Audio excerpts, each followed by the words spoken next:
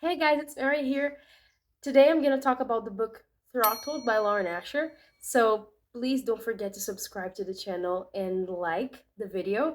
Don't forget to turn on notifications so you get to know whenever I release new videos. And also don't forget to follow me on Instagram and TikTok because I'm also posting videos in both of those apps. And I promise you're going to have a good time if you would like to see more of my routine or my opinions about books and movies. So let's get started with the video. Oh, also, I have to say, excuse me for my bad English because I found out that this is the best way for me to record because I feel more confident in front of the camera if I'm speaking my second language.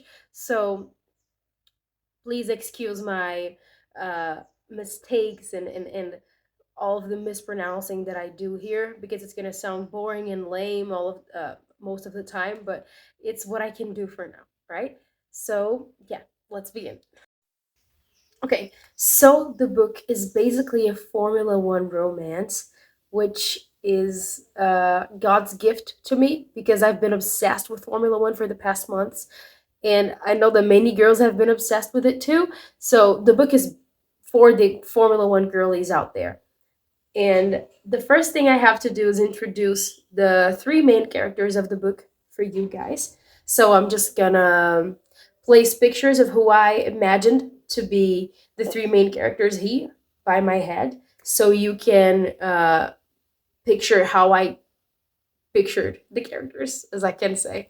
So the first character is Maya, who is the main character of the book, I could say. The second one is Noah, and the third one is Santi. I must add, Santi and Noah, no, Santi and Maya are brother and sister, and they have a pretty good, pretty nice relationship, actually, that is very heartwarming, and that is probably the best part of the book. And the book starts in Maya's graduation day when Santi decides to tell the entire family that he's just signed this new contract deal with this Formula One team called Bandini, which means he's gonna be teammates with Noah Slade, who is his rival, basically. The next time, no, the last time these guys saw each other was at the Abu Dhabi Grand Prix, which is the final race of the Formula One season, right? So picture this. Everyone is very excited about the race because it's the last one and it defines who is going to win the championship. And Santi was is responsible for Noah crashing the car and not being able to make it to the end of the race. So he loses the championship, which is the most important thing in Formula One, and that makes them hate each other. And that is very clear from the beginning of the book. After Santi tells the entire family that he is going to be racing in Bondini, Maya decides that she's going to follow him around the world, recording vlogs and stuff like that because she still doesn't know what she wants to do with her life. Again, she just graduated college, and she's always lived in her brother's shadow. So she's trying to decide what she's gonna do with her life, right? And the first conflict of the book takes place in a press conference that Noah and Santi do as their first press conference in Bandini, right? So basically, Santi says something very stupid that lets everyone know that he thinks Noah is guilty for the accident that happened in the Abu Dhabi Grand Prix. And everyone is just silent in the room as soon as he speaks because, like, well, he fucked up, right? But Noah fixes everything. He's very experienced. He's been racing for years. He's very good with press conference and stuff like that. So he just fixes everything, right? But after the race, no, after the press conference, he walks up to Santi and starts fighting him, like not physically, but with words. He's like, "What the hell? Do you actually think I'm guilty for what happened in the next race and stuff like that?" And Maya, who is standing right beside Santi, she just starts to defend her brother, right? As she should, basically. And Noah says the most misogynistic thing about her. He insinuates that her and her brother are sleeping together, which he didn't know they were brother and sister, but It's very fucking absurd. Oh, I cursed. Uh, oh, whatever. Keep it going. They basically fight, and then she tells Noah that she is Santi's sister, basically. And then he's like, he blushes, says sorry, and walks away. All right. The man is embarrassed. He keeps thinking about that the rest of the day, as most of us do, right? Like, I fucked up, and I keep just playing the moment again and again in my head, torturing myself. And that's exactly what he does. He goes to apologize to Santi after, and in the hotel lobby, he finds it to be the perfect moment to apologize to Maya too. And in that moment, he makes it very clear that he's attracted to her too. Not verbally, like he doesn't tell her that he's attracted to her, but he makes it very clear with his words and his actions that he is attracted to her just as much as she is to him. She apologizes him, says it's fine. They walk out of the hotel together, right? So Santi, as her brother, feels the obligation to tell her this guy is trouble, stay away from him. He sleeps around, treats girls like they're nothing, tosses them away in the other day, and all of the other F1 drivers too. And they party, they only care about that. And Maya's like, okay, I'm an adult, I can take care of myself, I know what I'm doing. And they go to this party, okay? And after the party, their families meet, you know, and it becomes very clear the difference between the families. So basically, Santiago and Maya, they grew up in a very warming, caring family that loves them. But Noah, on the other side, is not very loved. He grew up in a very poor, and not poor monetarily, but from care and affection. He grew up with parents that didn't really care about him and that abused him for his racing career and stuff like that. So I must say, in this moment, I think that Noah is inspired by Max Verstappen because there's this whole thing about, I didn't get first place, so my dad hit me, and that happens in one part of the book. So I don't know. Maybe he was inspired by Max Verstappen. Maybe he was. I still don't know, but that's the impression that I got. And in this moment, you start to understand why the character is the way that he is, why he doesn't care about anyone, why he doesn't care about affection. He only cares about his career and money and stuff like that. Uh, and then the other day, they introduced this new character who is Liam, and he races for McCoy, I guess. And I think it is this universe's version of like McLaren, I believe. And Liam is immediately introduced and shown to be this very fuck boy. He's a fuck boy, basically. He just sleeps around with girls as all of the other drivers do, right? A couple of races later, a new character is introduced, and her name is Sophie. She is the daughter of the headmaster of Bondini, and she immediately gets along with Maya very well. They become friends and they start to hang around. And honestly, I just felt so happy when she showed in the book because I needed one more female character. I can't stand the characters in this book. They're all like uh, ego boosted men who are very rich and think they can do anything and treat women like they're nothing. It's very annoying. And they're rich too, which is pretty much a flaw of them. And they immediately get along. Liam flirts with Sophie in one point of the book.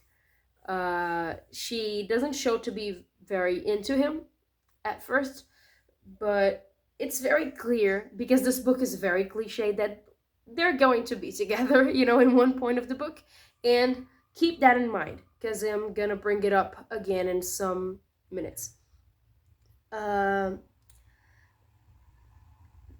Jax is introduced to. He is, how can I say, he's Liam's teammate for McCoy, and he is not going to be very important in the book, but he's gonna show a couple of times more. So keep him in mind too.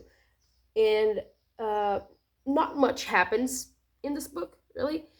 In the Chinese Grand Prix, Noah and Santi crash, so they fight again, making it even clearer the tension and the hate between these guys. The girls hate each other. The girls hate each other, basically. You're fucking paranoid, you are fucking, man. You are fucking. You fucking you. And in this moment of the book, it becomes very clear that Noah has been thinking a lot about Maya in a very sexual way, I could say. Yeah, and he's been thinking about her romantically too. And that leads to one day in this fashion show where all of the drivers go into do catwalk and be a part of the fashion show. They share a very intimate dance. I may say. And Sophie interrupts it because Maya asked for her to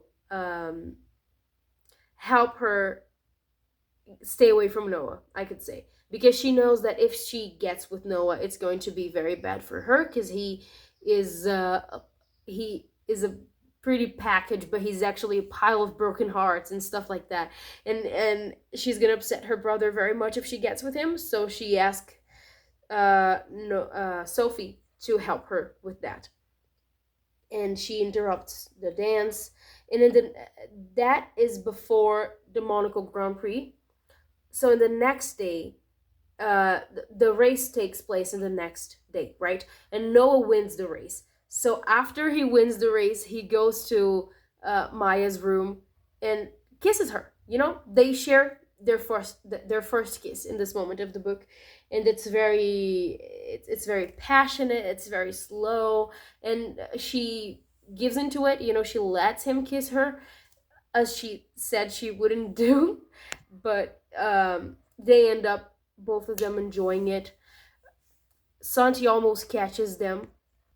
After that, Maya is very confused about her feelings, so she just starts to ignore Noah. She's not mad at him, she's just trying to put everything together, try to understand her feelings and stuff, trying to work out her feelings for him. So she keeps the next race, and Noah is absolutely obsessed with her, right? He's asking about her all the time, obsessed about the girl, right? She has him in her hands, in the palm of her hands, like that. And honestly, girl, such queen behavior, walk him like a dog, honestly, because he deserves it.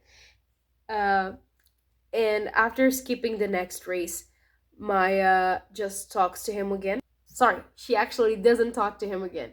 And for the first time, he doesn't make it to podium, which is not something that usually happens to him because he's one of the best. And she's feeling very guilty, like, oh, he didn't make it to the podium because I wasn't there and stuff like that. And then he won't stop texting her, right?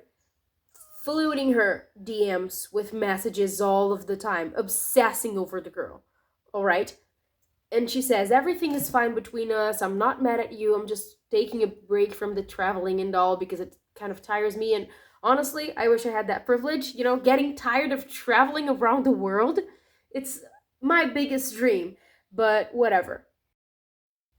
And in this interview that Maya and Noah are doing, she asks him if he's going to retire anytime soon, if he's planning on retiring anytime soon. And then he says something that he didn't even expect himself to say because he didn't know he wanted that for his life, right?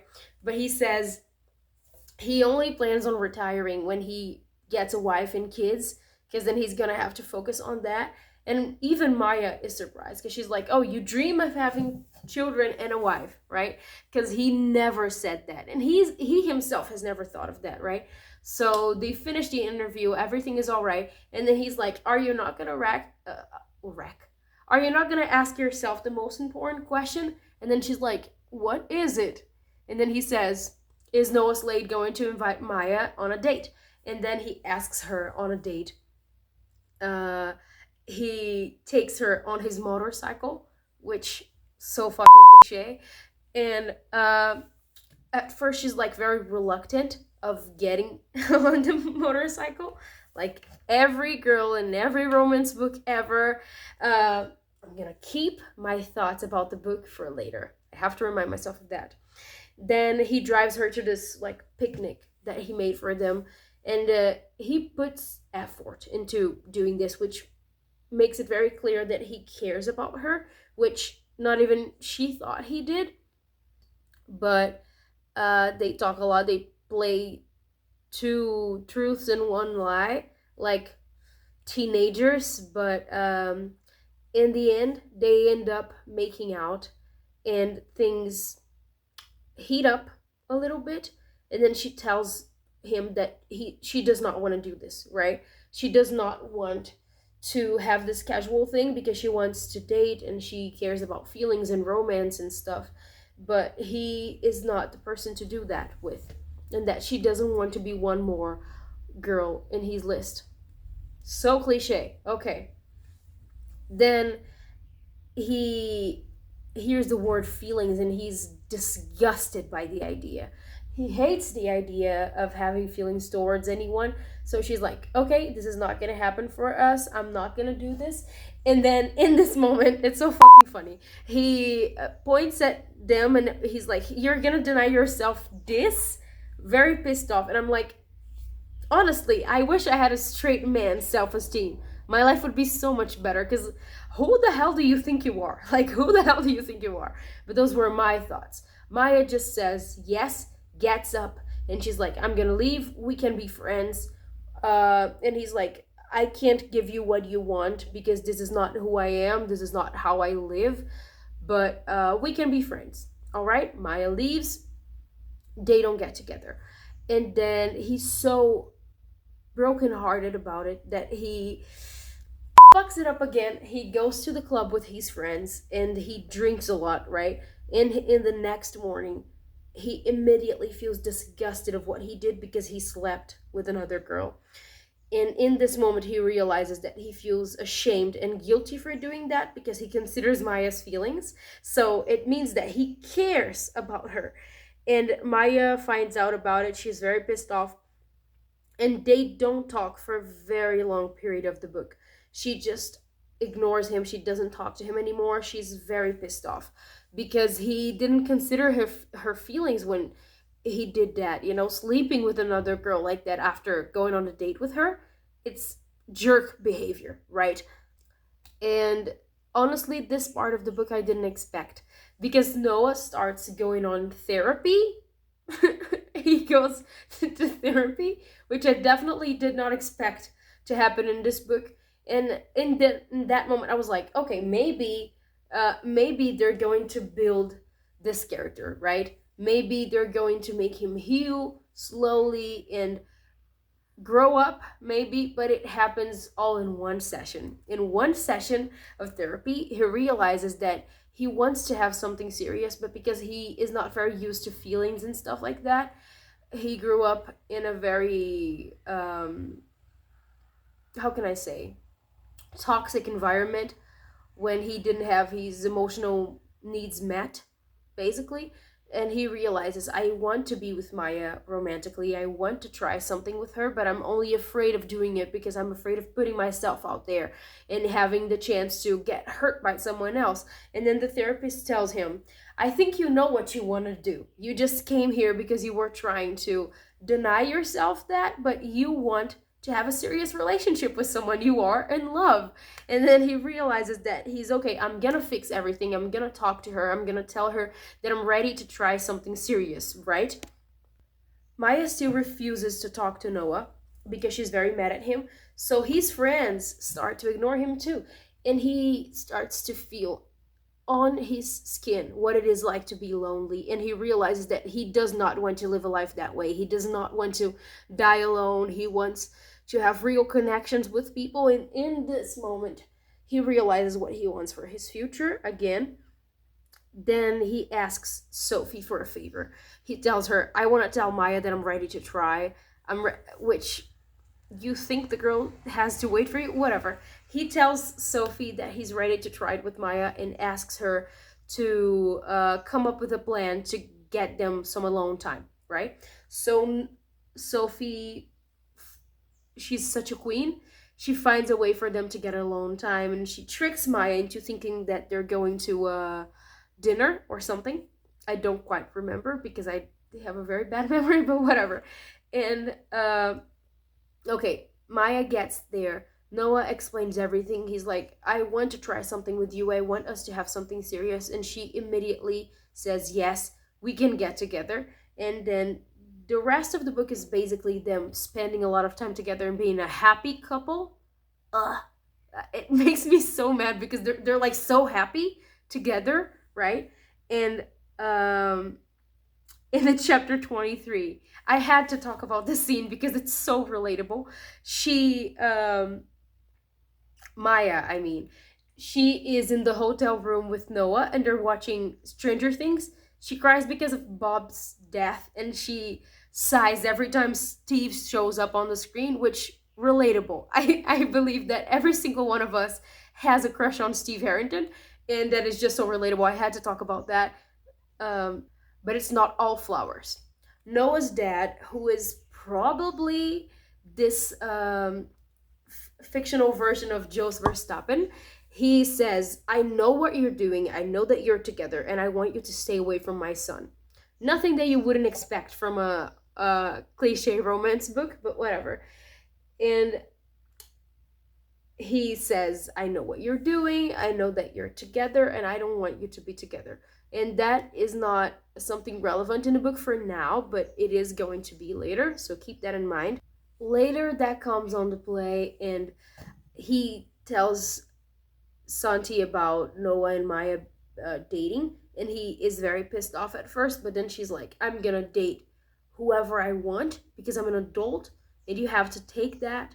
And he says, I'm not telling it in a very detailed way, but this is this is what I remember from the book because I didn't note anything down, so I'm just telling everything by memory. Then they just start to be a very happy couple. Noah cuts relations with his family and his dad, and they live happy ever after. So now I'm gonna talk about my opinions on the book, which is the part that I'm most excited about. And please don't take it to the heart when I talk about it because I didn't really like the book. I gave it like 2 stars because I think it's not very good quality, but I'm gonna talk about it anyways. So next part is my opinions. Overall, the book is very cliche, and the characters act like teenagers all of the time. The writing is not very good.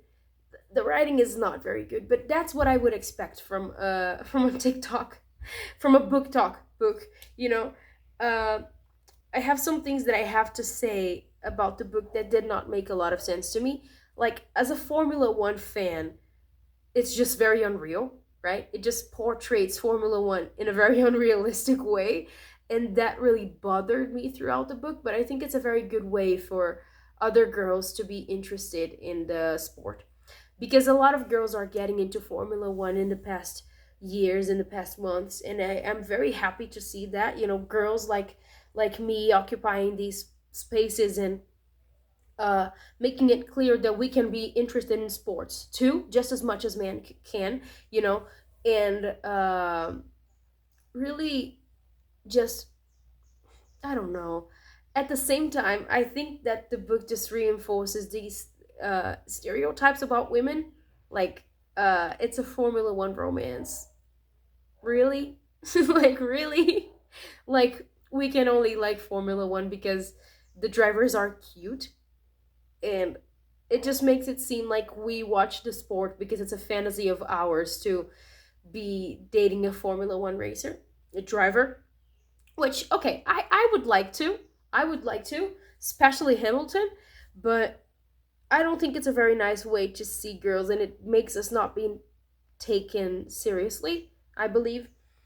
And also another thing that I wanted to talk about this book. Not many things happen in this book, really. So I decided to make this video talking about the book that I had just read and I discovered that I didn't have many things to talk about. So because not many things happen in this book. Many situations are set up for drama and for more interesting things to happen, but the writer does not. She doesn't take advantage of those opportunities. Like, there's a point of the book which I didn't mention. Maya, Jax, Liam, and Sophie go on a double date together. And in the middle of the date, Noah just shows up uninvited, and he's like, I'm gonna be a part of this," you know. And I just expected way much more drama during the dinner, but it didn't happen, you know. And also the whole thing with Maya being worried about her brother finding out that she's dating Noah. I thought it would be more dramatic. I was expecting the tea. I wanted tea. I wanted drama, and it didn't come to me, you know? I wanted the drama, and it feels like the writer didn't quite know how to uh, make those situations more interesting to be read, and they just weren't. The book was not exciting in any point. You know, it didn't make me fall in love. It didn't make me root for the couple because they didn't really have that much chemistry. You know, it just felt like it happened out of the blue, and it just all felt very cliche overall. And also this part that I wanted to talk about. Um, so how does it happen? That Sophie goes on a double date with Liam and Maya and Jax. Basically, she's just trying to be a bad girl, you know. She's in her reputation era, I would say, and then she's like writing down a list of things for her to do throughout the year to, I don't know, maybe make her life more exciting. I don't quite remember. But then the list falls off her purse in some moment of the book, and Liam grabs it and he adds one more item to the list, which is go on a date with a bad boy. And that's how they end up going on a date together, on a double date. Like, who the heck? I mean, these guys are like 26, 27-year old, and they're doing that. You know, it just seems very unreal. It just seems very immature. It very teenage-ish to do. And I'm a teenager, you know, I'm 16, and I just didn't buy into it. I didn't. Oh my god. It just, who the hell had that idea? Who the hell had this idea, honestly? Also, one more thing that I wanted to talk about. When Noah's dad is very pissed off about him dating Maya, he's like, I'm gonna break Santi's contract because he's how can I say? He's an actionist. Actionist? Does that word exist? I'm gonna search it up after, but yeah, he basically invests money in the team, and then he's like, I'm gonna fuck up Santiago's contract if you don't stop dating Maya right now. And honestly, it's just very unreal. It just seems very much like they're trying to make him seem villainistic for no reason at all, because he doesn't want Maya and Noah to date because he thinks that Maya is a distraction for Noah and everything, because he wants him to always be number one and stuff like that. But I just find it to be very unrealistic that he would want to cut off a driver that makes a lot of money for him. You know, us people who watch Formula One, I don't know if the people who are watching this video really watch Formula One and are interested in the sport or just the book and the romance of the book, but we know it's all about money in Formula One, in the world. You know, we live in a capitalist society. Let's face it. You know, it just seems very unrealistic that he would want to cut off a driver just because he doesn't want his sister to date his son. You know, it doesn't seem very real, because in Formula One, it's all about money. It's all about investment. And if the driver is giving it back to you, if he's making you make money, I don't think you would cut him off that way. You know, it didn't make much sense to me, but you might think differently from me. It is not a problem, but it just seemed very unrealistic to me. So overall, those were my opinions on the book, and I'm very sorry about the way that I delivered what my thoughts the resume of the book here because this is my first video, so I'm still not very comfortable in front of the camera, especially because English is not my native language, and I'm just gonna mispronounce words a lot of the time and stuff. But yeah, basically, this is all I could do for now. This is just me experimenting with the camera and experimenting with the scenario. As you can see, I'm in my living room right now, and um, just experimenting with editing and stuff like that. But promise I'm gonna try to get better in the next videos, and I'm also gonna be posting a lot more on TikTok than I'm gonna be posting here. But in the next week, I'm gonna post one more book review because currently I'm reading this Love Hypotheses, I guess it's what it's called. It's very popular on Book Talk, and I usually don't read those books. I usually don't like them, but it's I like talking shit about them, so this is what I'm gonna do mostly here on this channel. But I'm also gonna post a couple of vlogs, which in 3 days I'm gonna take a train and travel to another city to go to the beach with my family, and I'm gonna stay there for a whole week, which I'm very, very excited about, even though I don't really like the beach. And I'm gonna vlog everything that happens there for you guys. And I hope you're patient with me. This is still something that I'm learning how to do, but I'm very excited about starting this channel because it's really something that I've always dreamed of doing. So, yeah, I guess that was it. Don't forget to follow me on the other social medias that I have and to watch the next videos that I'm gonna post here. That was it. Bye. Love you guys.